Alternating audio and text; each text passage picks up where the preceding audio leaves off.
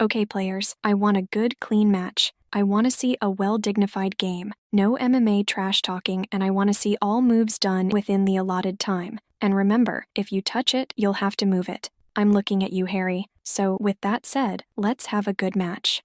Greetings and welcome back to Checkpoint Gaming, Chess. With this episode, we will be going over the rules for competitive play. With that of competitive chess, we're using the rules established by the World Chess Federation as the basis for this episode, although we included some other rules from other organizations as well. The World Chess Federation is also known by its French name of Fédération Internationale des Échecs, thus causing it to be known by the abbreviation of FIDE. But with that said, it's not the only rule set that is available out there for people to use, such as that developed by the United States Chess Federation. So if what is presented in this episode is different than that of what you're accustomed to, that is the reason why. And when a player enters a competition, they not only have the right, but an obligation to know what the rules and conditions are for the tournament being played.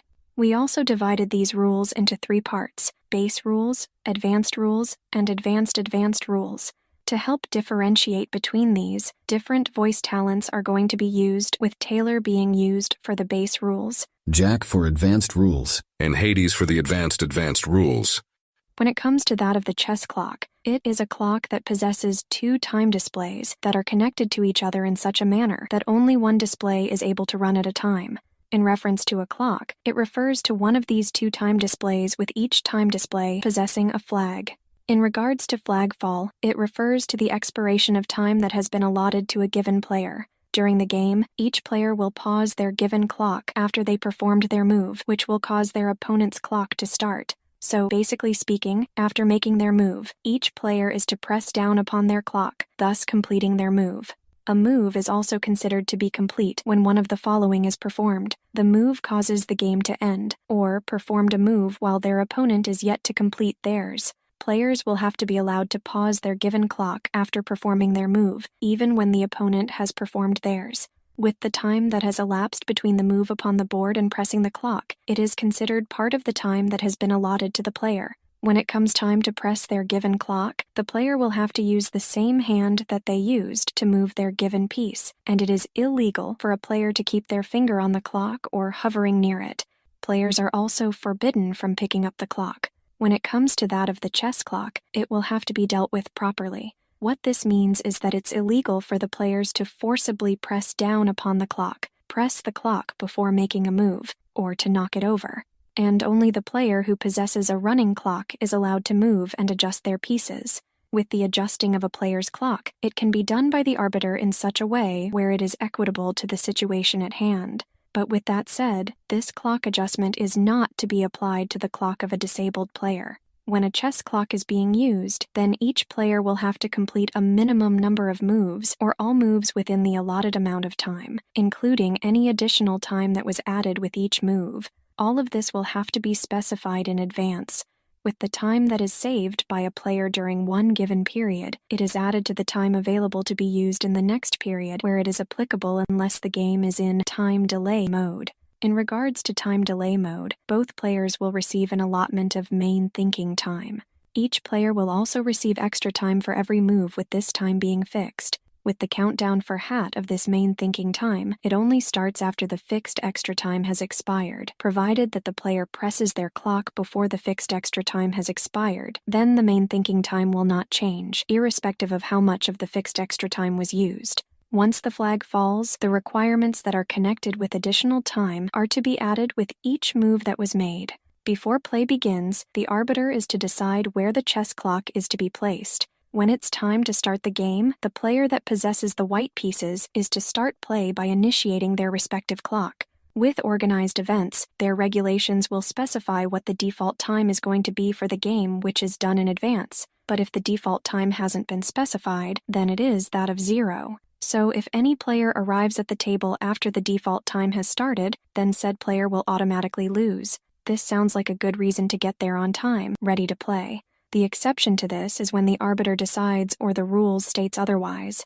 This appears to be working off of a cultural standard that operates off of clock time instead of event time, where people are expected to show up and be ready according to a predetermined time, instead of having a laid-back approach and having things play out whenever people decide to show up. If a tournament's regulation states that its default time is that of anything other than 0 and neither player is initially present at the table, then white is to lose all of the time that has elapsed until they arrive. The exception to this is if the event regulation specifies or the arbiter decides otherwise. For a flag to be considered fallen, the arbiter will have to observe it or when either player makes a valid claim to that effect. Unless one of the conditions have been met for game completion, if a player isn't able to complete the predetermined number of moves within the allotted time, then said player is to lose that game. But if the opponent is unable to checkmate the player's king through any possible series of legal moves, then the game is considered to be a draw. With every indication that is given upon the chess clock, it is considered conclusive unless an evident defect is present. If a defect is evident, then the chess clock is to be replaced by an arbiter with said arbiter using their best judgment when it comes to that of determining the times that are to be shown upon the replacement chess clock. And if one or both clocks of the chess clock are found to be incorrect during gameplay, then one of the players or the arbiter is to immediately stop the chess clock. From there, the arbiter is to install the correct setting as well as to adjust the times and move counters if necessary. The arbiter is to use their best judgment when it comes to determining the clock settings, and if an irregularity occurs and/or the pieces will have to be moved to a previous position, then the arbiter is to use their best judgment when it comes to that of resetting the clocks. If the game needs to be interrupted for one reason or another, then the arbiter is to stop the chess clock. A player is also able to stop the chess clock, but only when they need to obtain the arbiter's assistance. From there, the arbiter is to decide when the game is to restart. It is worth noting that when a player pauses the chess clock in order to get an arbiter, the arbiter has the right to determine if the player has a valid reason for pausing the game. If the player doesn't have a valid reason for pausing the game, then the player is to be penalized for the situation.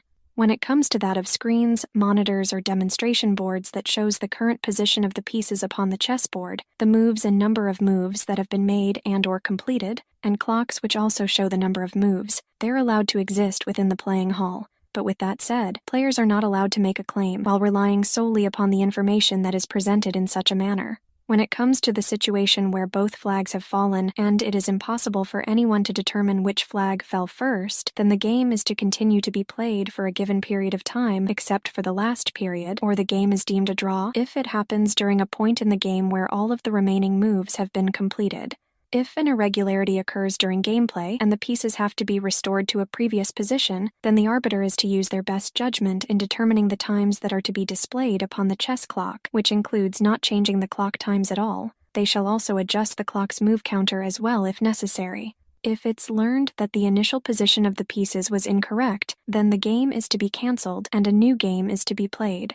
If, during the game, it has been determined that the chessboard has been incorrectly placed, the game is to continue, but with the pieces being moved onto a chessboard that has been correctly placed upon the play area. If the game begins with the colors being reversed and less than 10 moves have been made by both players, then the game is to end with a new game being played, with the colors being correct unless the arbiter rules otherwise. But if 10 or more moves have been made, then the game is to continue as is. If a player displaces one or more pieces found upon the board, then they are to re-establish the pieces into their correct position on their own time. If it is deemed necessary to do so, either player can pause the chess clock and ask for assistance from an arbiter. The arbiter also has the right to penalize the player who displaced the pieces. For an illegal move to be completed, the player who is performing said action will have to press their clock, which includes failing to meet the pawn promotion requirements or the capturing of the opponent's king. As the game unfolds and an illegal move has been completed, then the position that occurred immediately before it shall be reinstalled. If the position immediately before the irregularity is unable to be determined, then the game is to continue from the last identifiable position that occurred prior to said irregularity, with the clock being adjusted accordingly. When it comes to that of replacing the illegal move, the touch rule and the legal square movement rules are suspended. Once that has been completed, the game is to continue from this reinstated position. If a player moved one of their pawns to the furthest distant rank, presses the clock, and fails to replace said pawn with a new piece, then the move is classified as being illegal. The pawn is to be replaced by a queen that is of the same color as the pawn, and if a player presses their clock without performing a move, then it is considered to be an illegal move and is to be penalized accordingly. In addition to this, if a player uses both hands to make a single move followed by pressing the clock, it is also considered to be illegal and to be penalized accordingly. After performing an action when it comes to that of the irregularity rules for the first completed illegal move by a player, the arbiter is to give 2 additional minutes to the player's opponent. If the same player performed a second illegal action, the arbiter will declare the game lost for said player, although some people can claim that this occurs when the player performs their third illegal move instead of their second.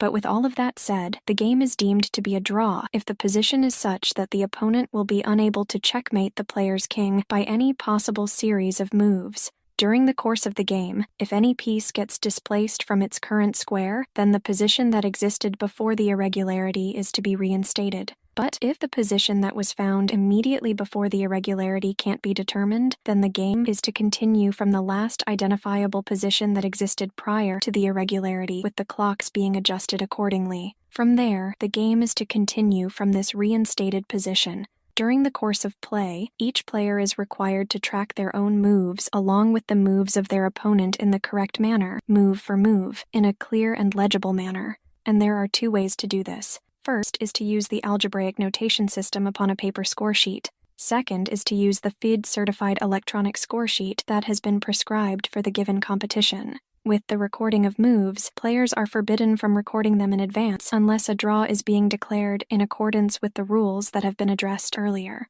A player is able to reply to their opponent's move before they go about recording it if said player wishes to do so. With that said, the player will have to record their previous move before they are allowed to make another one. The actions associated with the score sheet are for the recording of moves, the times found upon the clocks, offers made for a draw, matters pertaining to a claim, and any other relevant data for the game. With offers pertaining to that of a draw, both players will have to record it on the score sheet using an equal symbol. If one of the players is unable to keep score, such as due to a medical handicap, religious reasons that are acceptable at the arbiter's discretion, or are a new player to the game who hasn't learned how to keep track of the score, then an assistant may be provided by said player to perform this action for them. But with that said, the assistant will have to be acceptable by an arbiter. The player's clock is to be adjusted by the arbiter in a way that is equitable to the situation. This clock adjustment is not to be applied to the disabled player. But if players are excused from keeping score, they lose the right to make claims that require a score sheet, which makes sense since they lack the means to make such a challenge. With the score sheet, it is the property of the event's organizers, and it is to be visible to the arbiter through the course of the game. When it comes to that of electronic score sheets, if it possesses an evident defect, then it is to be replaced by the arbiter. If a player possesses less than 5 minutes upon their given clock during the allotted time and doesn't have any additional time that consists of 30 seconds or more to added with each move made, then said player isn't obligated to meet the requirements listed with the recording of moves for the remainder of their allotted time. But immediately after a flag has fallen, then the player will have to update their given score sheet completely before they move a piece upon the chessboard.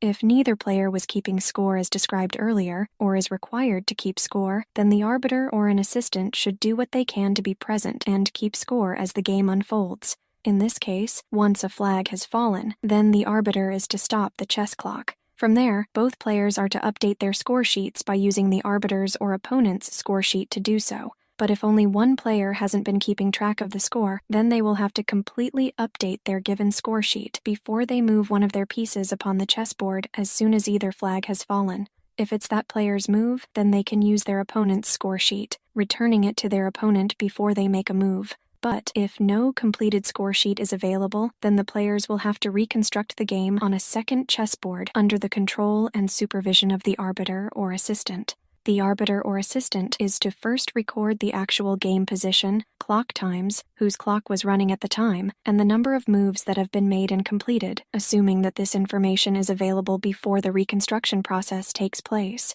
If the score sheets are unable to be brought up to date showing that a player has overstepped the time that has been allocated to them, then the next move to be made is considered as the first move of the following time period unless evidence exists that there are more moves that have been made or completed.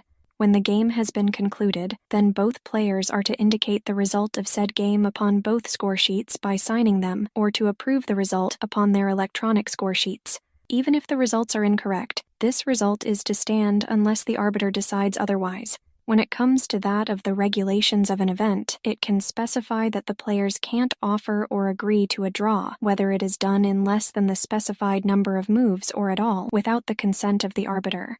But if the event regulations do allow for a draw agreement, then the following are to apply. If a player wishes to offer a draw, they're to do so after having made a move upon the chessboard and before pressing their given clock. Although an offer can be made at any other time during gameplay and considered to be valid, the rules pertaining to distracting or annoying the opponent will have to be consulted, something that we'll be addressing later in this episode. With that said, no conditions are allowed to be attached to said offer. This is chess, not the halls of any governmental body responsible for making laws and regulations where deals, bribery, and favors are made to get certain things passed into law. In either case, the draw offer can't be withdrawn, and it is to remain valid until their opponent either accepts it, verbally rejects it by touching a piece with the intention of either moving or capturing it, or the game comes to an end through some other means. Regarding an offer of a draw, it is to be recorded upon the score sheet of both players. When it comes to that of a draw under the rules that we're going to address momentarily, it is considered to be an offer of a draw. The game is to be considered a draw when a correct claim by a player has moved one of their pieces when the same position for at least the third time, but not necessarily by a repetition of a given movement, under one of the following conditions. First, when this third position is about to appear, said player will have to indicate said move before anything else which is unable to be changed, record it upon the score sheet, and declare to the arbiter their intent of making this given move. Second, when the third position has just appeared, the player that is claiming the draw is in possession of the move. In order for positions to be considered the same, they have to occur when the same player possesses a move, pieces that are of the same kind and color are occupying the same squares, and the moves that are possible, moves that exist for all of the pieces, are the same for both players. But these positions aren't the same if a pawn was able to be captured en passant, or a king that is in possess of castling rights is yet to move. For a game to be considered a draw, it has to fall under one of these conditions. First is when the player indicates that their move, which is recorded upon the score sheet and declared to the arbiter that they intend to perform this move, will result in the last 50 moves of each player being made without the movement of any of their pawns and without any captures. Second is when the last 50 moves that were made by each player have been completed without moving any of their pawns and without performing any captures. And if a player touches a piece, as described earlier, will lose the right to claim a draw on that move. When a player claims a draw, then the chess clock is to be paused by said player or the arbiter, with the player who made the draw claim being unable to withdraw the claim. If the claim is deemed to be correct, then the game is to immediately end in a draw. But if the claim is deemed to be incorrect, then the arbiter is to add 2 minutes to the opponent's remaining time, although some rules will have this time be 3 minutes instead. From there, the game is to continue. And if the claim of a draw is based upon an intended move, then this move will have to be made in accordance with the rules that have been addressed earlier. In addition to this, if one or both of the following situations occur, then the game ends in a draw. First is if the same position has appeared at least 5 times during the game. Second is if any series of at least 75 moves have been made by each player without them moving any of their pawns or fails to capture. But if the last move results in a checkmate, then that shall take precedence. So if a position has been reached where a checkmate is unable to occur through any series of legal moves, then the game is deemed a draw, assuming that the move that produces this position is legal. If quick play finish is being used during the competition, then the following rules are to be used, and it occurs in the phase when all remaining moves will have to be made within a limited amount of time. With the player whose turn it is to make a move has less than 2 minutes left on their clock, then they are allowed to claim a draw before their given flag falls. From there, said player is to summon the arbiter and to stop the clock. If the arbiter agrees that the opponent isn't making any effort to win the game through normal means, or that it isn't possible for the players to win by normal means, then the arbiter is to declare the game to be a draw. Otherwise, the arbiter is to postpone their decision or to reject the draw claim. If the arbiter decides to postpone their decision, then the opponent is to be awarded 2 extra minutes with the game continuing. And if possible, this is to be done in the presence of the arbiter. When it comes to the final result of the game, the arbiter is to do so later or as soon as it is possible after a flag has fallen. They're then to declare that the game is a draw if they agree that the final position can't result in a win through that of normal means or that the opponent isn't making a sufficient effort to win. But if the arbiter rejects the claim, then the opponent is to receive 2 extra minutes for play. And with the decision of the arbiter, it is final when it comes to this quick play finish. When playing with quick play finish rules and there isn't an arbiter present at the venue, a player will be able to claim a draw when there is less than 2 minutes left upon their given clock and their flag is yet to fall. In order for a player to declare a draw, their opponent will be unable to win through that of normal means, and/or their opponent is making no effort to try and win. In situations where the opponent is making no effort to win the game, it's safe to conclude that it's intentional and to think that they're being a pretentious asshole, not unlike overly competitive Warhammer 40k players. If the opponent is unable to win through that of normal means, then the player is to write down the final position with the opponent verifying it. But if the opponent is not trying to win through that of normal means, then the player is to write down the final position and submit an up-to-date score sheet to the tournament organizers with the opponent verifying both the score sheet as well as the final position. The claim is to be referred to that of an arbiter's decision with their decision being final. Unless it is otherwise stated by the regulation rules, the player who wins their given game through play or forfeit will score 1 point. The player who lost their game through play or forfeit will score no points, and any player who experiences a drawn game will score half a point. When it comes to that of the total score for any given game, it can never exceed the maximum score that can be given for that given game, with the scores that are given to any given player having to be those that are normally associated with the game. When it comes to games that weren't finished by the time that the prescribed play comes to an end, then the arbiter will require the player that possesses the move to seal that given move. From there, the player is to record their move in an unambiguous notation upon their given score sheet, put their score sheet and the score sheet of their opponent into an envelope, seal said envelope, and then stop the chess clock without triggering their opponent's clock. Until the player stops the chess clock, the player retains the right to change their sealed move. If the player is told by the arbiter to seal their move and said player will perform the move upon the chessboard, then they'll have to write the move that they just performed upon their score sheet as their sealed move. The player who has the move and adjourns the game before the end of the play session is considered to have sealed that game at the nominal time for the end of the session, and the remaining time for said player is to be recorded upon the score sheet. With the envelope, the following information is to be found upon it: the name of both players, the color of each player, the position found immediately before the sealed move, the time that was used by each player, the name of the player who possessed the sealed move, the corresponding number of the sealed move, the offer of a draw if the proposal is current, and the date, time, and venue of the resumption of play. Each player should also sign said envelope as a means of indicating that they understand and verify the information found upon it. The arbiter is to check the accuracy of the information that is presented upon the envelope, as well as to be entrusted with its safekeeping. If the player proposes a draw after their opponent has sealed their move, the offer is a valid one until the opponent decides to either accept or reject it. Before the game resumes, the position found immediately before the sealed move is to be set up upon the chessboard, along with the times that were used by each player when the game was adjourned, reflected upon the clock upon resumption. But if the players agree to a draw before the resumption of the game, or one of the players notifies the arbiter that they are resigning, then the game is to be concluded.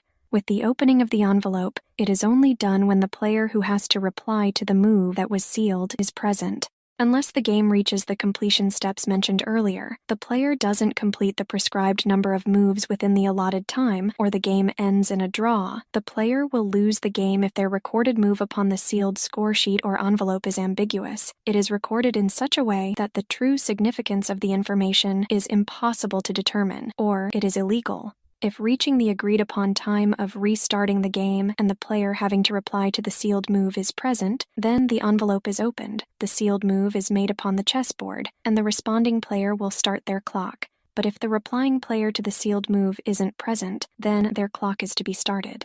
When said player does finally return to the venue, they're to stop their clock and summon the arbiter, where the envelope is then to be opened, and the sealed move is to be made upon the chessboard. Once that has been completed, the replying player is to restart their given clock. But if the player who sealed the move isn't present, then the clock of the replying player is to be started with their opponent having the right to record their reply upon the score sheet, seal their score sheet within a new envelope, pause their clock, and start the clock of the absent player instead of making their reply in the normal manner. If they do this, then the envelope is to be handed off to the arbiter for safekeeping and is to be opened once the absent player returns to continue playing. If any player arrives at the chessboard after a predetermined amount of time, then they are to lose the game unless the arbiter decides otherwise. But with that said, if the sealed move results in the game reaching a conclusion, then that given conclusion is to be applied to that given game. If the regulations of a given event specify that the default time is anything other than 0, then the following condition is to be applied. If neither player is initially present, then the player who has to reply to the sealed move is to lose all of the time that has elapsed until they finally arrive. This is true unless the event regulations state, or the arbiter decides otherwise. If the envelope that contains the sealed move somehow ends up missing, then 1. The arbiter failed to do their job in securing said envelope, and 2. The game is to continue from the adjourned position using the clock times that were recorded at the time of adjournment. If the time that was used by each player is unable to be reestablished, then the arbiter is to set the clocks.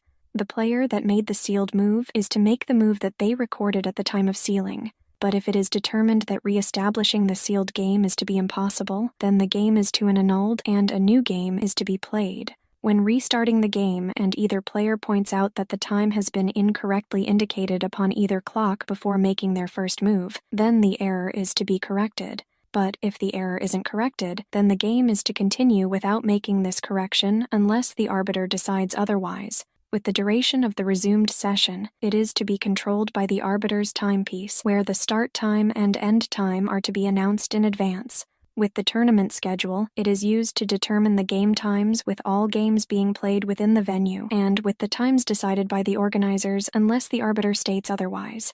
If the arbiter grants a player a late start, then their opponent is not to start the player's clock until the specified time dictated by the arbiter.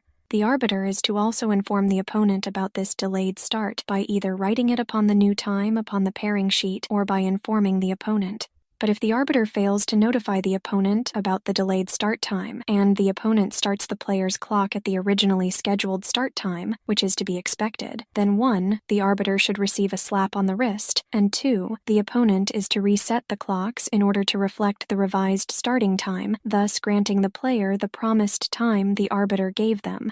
That makes sense since a person shouldn't be penalized for someone else's mistake. With that said, changes made to the start time of any given round should only be done in the event of an emergency. On top of this, making rounds begin earlier than what was previously scheduled is undesirable since it can cause players to forfeit or lose time because of the change. And unless it is announced in advance regarding the adjournment of all games at a specific time, the arbiter has discretion of when to adjourn any given game after the first time control occurs. Although the wall clock is to control the duration of all games being played, the arbiter is to refrain from adjourning a game that has one or both players found in serious time trouble. If needed for the beginning of the next round, a game can be adjourned in a secondary time control period where one player is found short of time while the other player possesses a large amount of time. And though one player might be found in a time pressure situation, it doesn't necessarily mean that it'll end soon, thus causing a delayed start of the next round.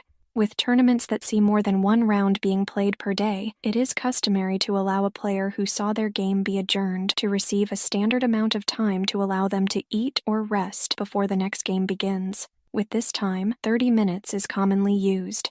Occasionally, they might require the opponent of the next round to start the game after the regularly scheduled start time has been initiated. When it comes to that of player behavior, there are a few guidelines that are in place that the players will have to follow.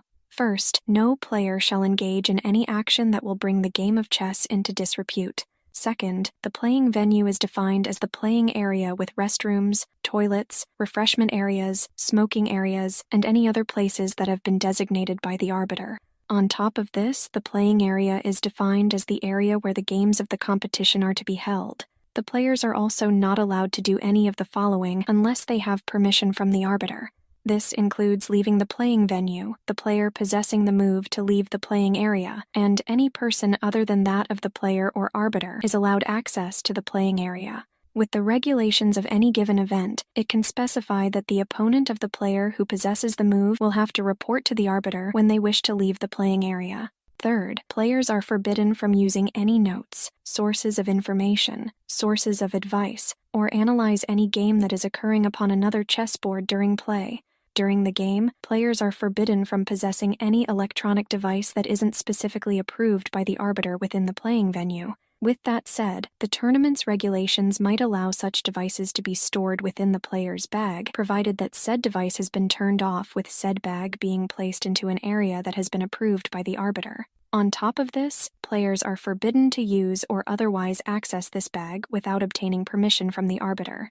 If it is evident that a player possesses such a device on their person while within the playing area, they will lose their game. But if the tournament regulations state otherwise, then a lesser penalty is to be given to the offending player. The arbiter can also require that a player have their clothing, bag, other items, or body be inspected, much like a security line at the airport, with this inspection to be done in private.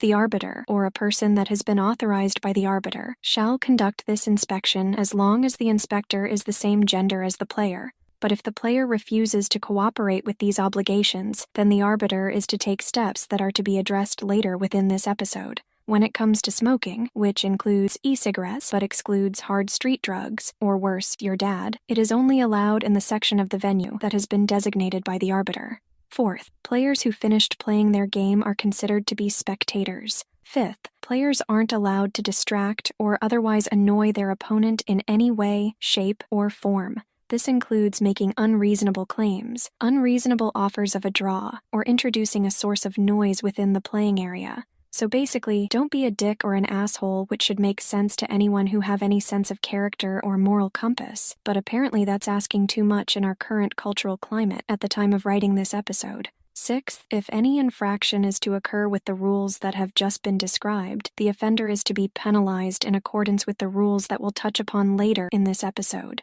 Seventh, if a player persists in refusing to abide by the laws of chess, then they're to be penalized by losing the game with the arbiter deciding upon what the score is to be for their opponent. But if both players are found guilty of this, then both players are deemed to have lost the game. So much like life, both people are able to end up being losers in a given situation. That's just the way of the world. Eighth, players have the right to request clarification from the arbiter regarding a particular point in the laws of chess. Ninth, unless stated otherwise by the tournament regulations, players are able to attempt an appeal against any decision that the arbiter has made, even if the player has already signed their given scorecard. 10th, both players will have to assist the arbiter in any situation that requires the reconstruction of the game, including when an offer of a draw was made. And 11th, checks pertaining to the 3 times occurrence of the position or a 50 moves claim is made, then it is the duty of the players to perform this under the supervision of the arbiter. With the role of the arbiter, it is to ensure that the laws of chess are followed, ensuring that fair play occurs, to act in the best interest of the competition, a good playing environment is maintained, that the players are not disturbed during play, supervise the progress of the competition, take necessary steps when it comes to the interests of disabled players along with those who need medical attention, and to follow the fair play rules or guidelines. So the arbiter is to observe the games, especially those that see the players being short of time, enforce decisions that they made, and to impose penalties when it is appropriate to do so. The arbiter is also allowed to appoint assistants in order to observe games that require observation and award one or both players additional time in the event that external disturbances occur during the game. But the arbiter is not allowed to intervene in any game except in situations where it is described by the laws of chess. They're also not to indicate how many moves have been completed except for when it comes to that of incomplete score sheets after at least one flag has fallen. The arbiter is to refrain from informing a player when their opponent has completed a move or that a player has yet to press their clock. Basically, their principal role is to be a silent observer. If an irregularity is observed, then the person who observed it can only report it to the arbiter. Both players found in other games and spectators are not allowed to speak about or otherwise interfere with another game. When someone violates this, the arbiter can expel them from the playing area, and unless authorized by the arbiter, it is forbidden for anyone to use their mobile phone or any other form of communication device within the playing venue or within any contiguous area that has been designated by the arbiter. When it comes to the options that are available for an arbiter to use in regards to penalties, they consist of warnings, to increase the remaining time of the offender's opponent, to reduce the remaining time of the offending player, to increase the points that are scored in the game of the opposing player to the maximum available points for said game, to reduce the points that are scored in the game of the offending player, to declare the game to have been lost for the offending player, which shall include deciding upon the opponent's score, to issue a fine that has been announced in advance, to have the offending player be excluded from one or more rounds of play, and to expel the offending player from the competition. The arbiter can issue one or more of these penalties to a single player. When it comes to the International Chess Federation, it only recognizes one notation system when it comes to that of its tournaments, and that is the algebraic system, and it encourages its use in literature and periodicals pertaining to chess. Because of this, a notation system other than that of algebraic are not allowed when recording upon the score sheets in a tournament. If an arbiter notices a different notation system being used, they're to inform said player about this given requirement. With the algebraic system, a piece is in reference to that of any chess piece other than a pawn. When indicating any given piece, it is done using an abbreviation, and with the English language, it is typically the first letter of the piece's name, and it is capitalized. So, with the king, it is represented with a K. With the queen, it is represented by a Q. With the rook, it is represented by an R. With the bishop, it is represented by a B. And with the knight, since K is used for the king, it is represented by an N instead. But if the player's native language is something other than English, they're allowed to use the abbreviation of the piece names in their given language. When it comes to that of printed periodicals, it is recommended that illustrated depictions are used for each piece. When it comes to the pawns, they're not indicated by a P. Instead, they're represented by an absence of said letter. With their abbreviation, they're indicated by the lower-cased letters for the file section of the abbreviation, going from left to right for the white player and from right to left for the black player, and consists of A, B, C, D, E, F, G, and H respectively. For the rank section of the abbreviation, going from left to right for the white player and from right to left for the black player, it consists of 1, 2, 3, 4, 5, 6, 7, and 8 respectively. Because of this, the initial positioning of the white pieces and their accompanying pawns will take up the first and second ranks, while the black pieces and their accompanying pawns will take up the 8th and 7th ranks respectively. Due to the rules that have just been described, each of the 64 squares are indicated by their unique combination of letter and number. So for movement of a given piece, it is indicated by the abbreviation of the piece's name along with the square that represents its arrival, with no need to hyphenate the name and the square. When it comes to that of the pawns, only the square of arrival is to be indicated. For those who are interested in longer format recording, include the square of departure as well. When one piece captures another, an X is to be marked between the name of the piece that was captured along with the square that the capturing piece arrives in. When it comes to that of a pawn that engages in a capturing move, the file of departure will have to be indicated, followed by an X with the square of arrival ending this given sequence. In the situation of an en passant capture, the annotation of EP is to be used in the notation which represents the square of arrival given where the capturing pawn comes to rest. If there are two identical pieces that are able to move into the same square, then the piece that is moved is to be indicated in the following manner. First, if both pieces are on the same rank, then use the abbreviation of the piece name, followed by the file of departure, and then closing this off with the square of arrival. Second, if both pieces are on the same file, then use the abbreviation of the piece name, followed by the rank of departure, and then closing this off with the square of arrival. And third, if the pieces are found on different ranks and files, then the first method is to be used. In the situation where a pawn gets promoted, the actual move of said pawn is to be indicated followed by immediately recording the abbreviation of the first letter for the new piece. When it comes to that of an offer of a draw, it is to be marked by an equal sign. With a 0-0, it represents castling with the rook found in h1 or h8, whichever represents that of a kingside castling. With a 0-0-0, it represents castling with the rook found in a1 or a8, whichever represents that of a queenside castling. With that of X, it represents captures. With that of plus, it represents a check, while a ++ or a hashtag represents a checkmate. With that of EP, it represents an en passant capture. It is worth noting that these last four notations are optional when it comes to recording upon the score sheet. So with that said, that is what you need to know about the rules for competitive play. With that taken care of, we can start talking about variants. If you liked this episode, feel free to give it a like, and if you want to stay up to date on any future episodes we upload, go ahead and subscribe. You can also support us on Patreon for as little as $1 a month at patreon.com/checkpointgaming. See you in the next episode, and happy gaming.